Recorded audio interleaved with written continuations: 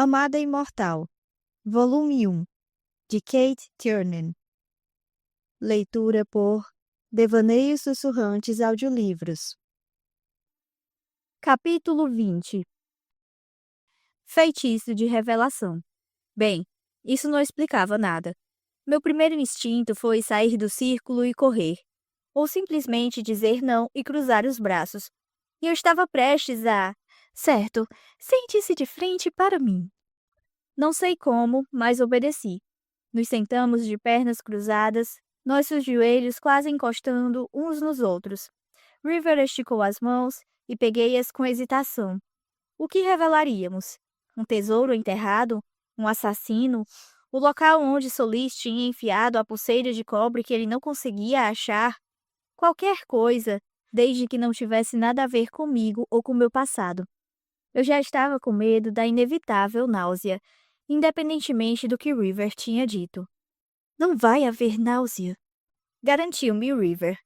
Levei um susto e fiquei olhando para ela. Você lê mentes? Ela riu. Não, mas consigo ler as expressões das pessoas muito bem. Para esse feitiço, vou impor limitações ao seu poder, canalizando e controlando o que ele faz. Suspeito que normalmente ele foge ao controle e seu sistema não consegue lidar com isso. Todas as forças lutando juntas deixam você enjoada. Essa é a minha teoria, pelo menos.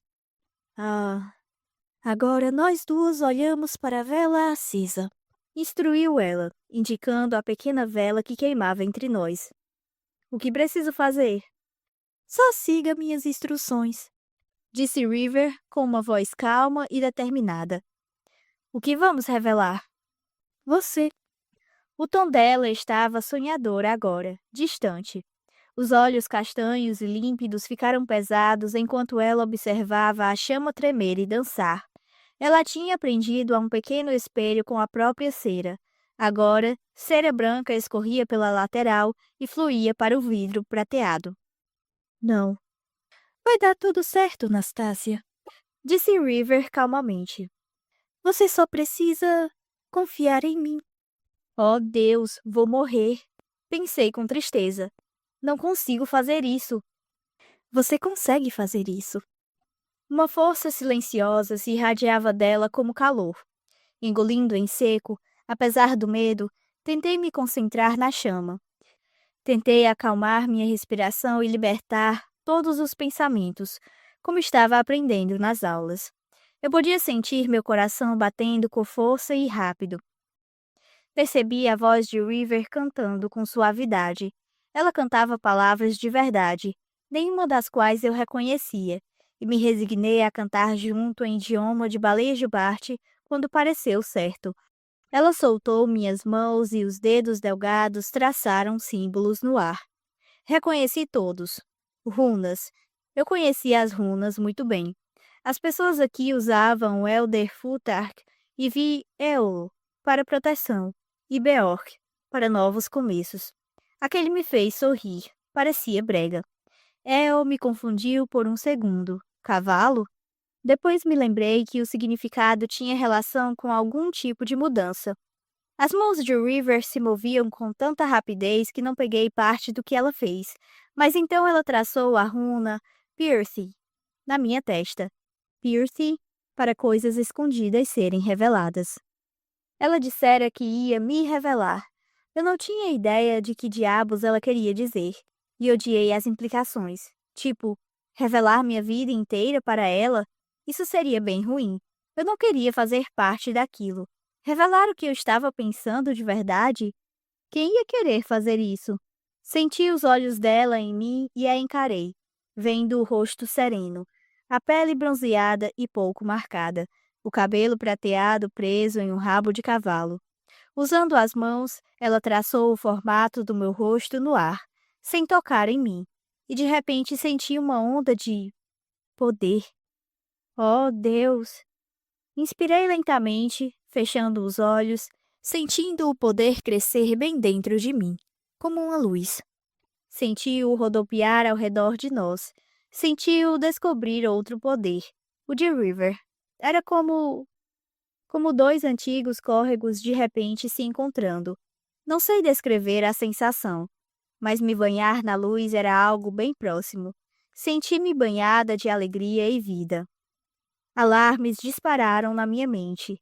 Nas poucas vezes em que eu tinha feito aquilo, era assim que eu me sentia logo antes da inevitável morte da esperança, do repentino e horrível desmoronamento da felicidade, como se 1000 insetos pretos e escamosos tivessem saído no enxame de um esgoto e obscurecido completamente o sol.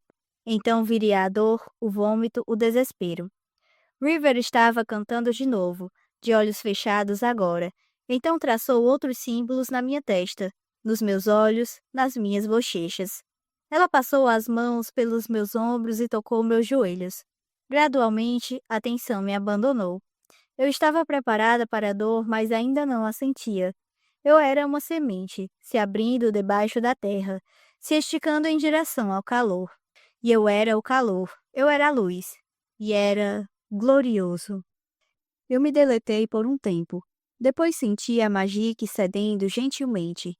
Se eu pudesse agarrá-la com as mãos, teria segurado, desesperada. Mas ela foi decaindo, uma maré baixa voltando a se juntar ao vasto oceano. Abri meus olhos, devagar, de maneira sonhadora. River abriu os dela. Ela olhou para mim e pensei ter visto assombro e talvez medo em seus olhos. Então ela me olhou inteira e deu um sorriso lento, satisfeita. Como você se sente?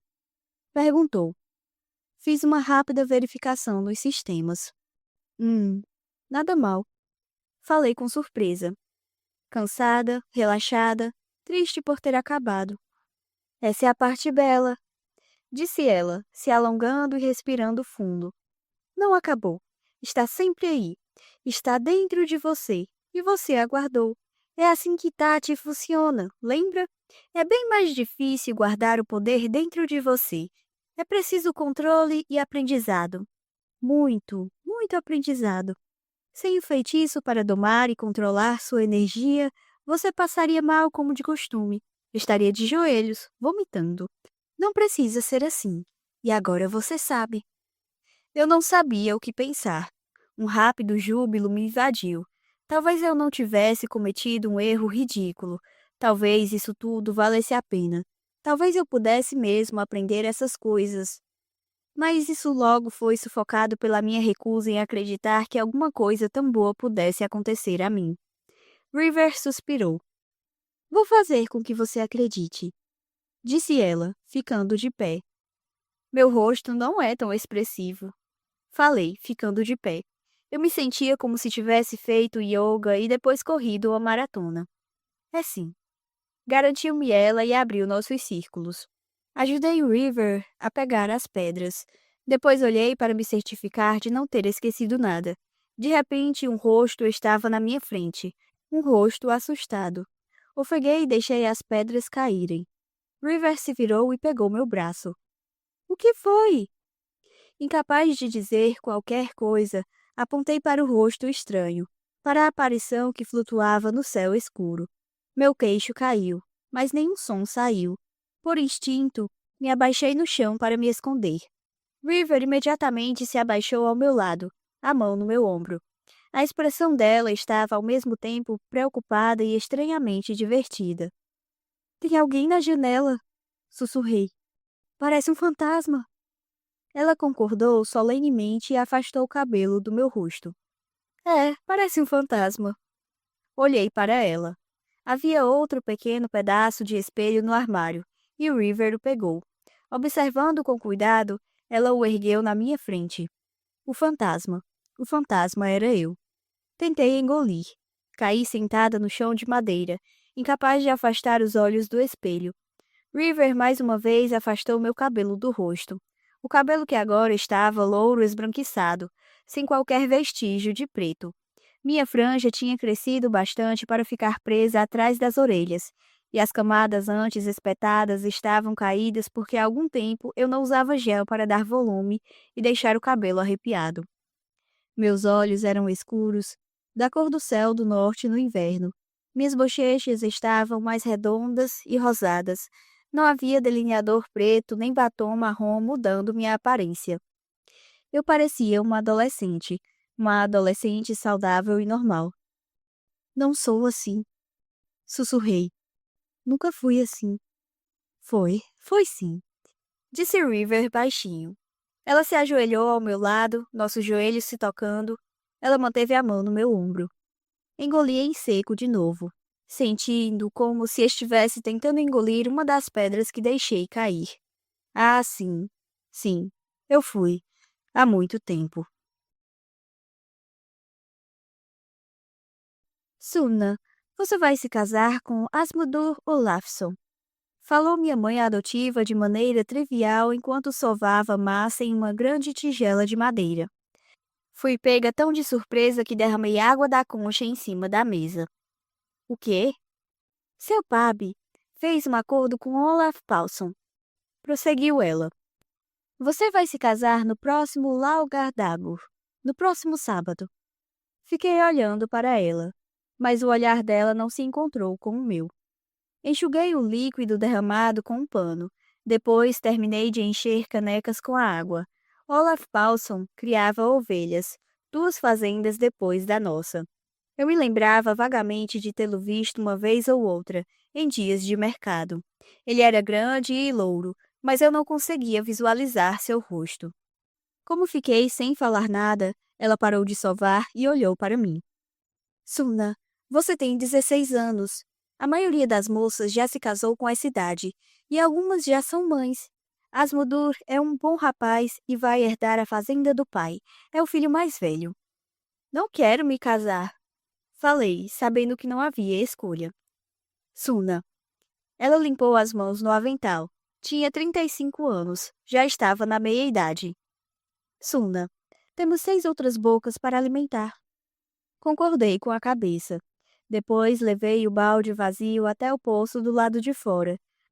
Tinha sido difícil para eles me receber, mas eu tinha me mostrado útil cuidando dos pequenos e ajudando Momer com o trabalho de casa.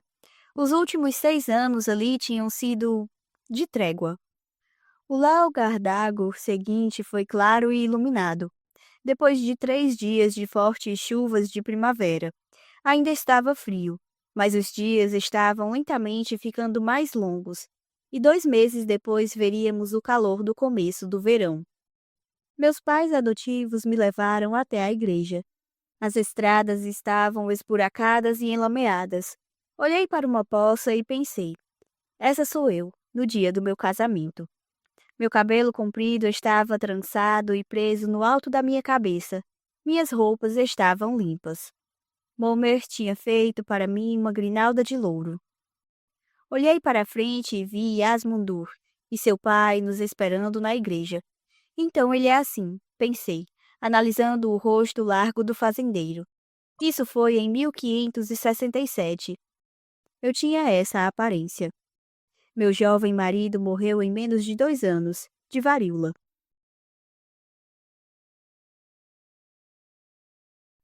Piscando, fiquei de pé. Vamos tomar um chá, disse River, apagando a lamparina. Podemos arrumar isso amanhã. Com a luz apagada, não havia eu fantasma refletida no vidro da janela. Andamos pelo corredor no escuro. Descemos a escada estreita. Eu ficava passando a mão no cabelo. Parecia mais macio sem a tinta agressiva.